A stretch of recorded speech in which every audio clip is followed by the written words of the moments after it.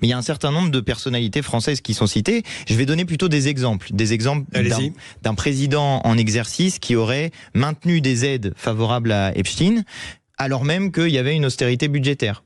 Ça, c'est des questions qui sont des questions éminemment politiques, des questions y compris d'ingérence potentiellement dans la vie économique.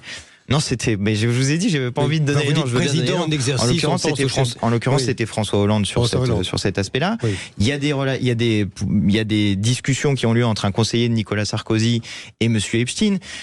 Mais encore une fois, moi, mon but n'est pas d'égrener des noms. Mon but est plutôt des noms sont cités, mais parce qu'en fait, ils apparaissent dans des conversations. Exactement. Et ça peut prêter à confusion. Exactement. Et c'est là il y a un double travail, à mon avis, qui est très important. Et d'ailleurs, je vous remercie de l'invitation que vous me faites parce que vous permettez qu'on parle dans un média de cette affaire Epstein.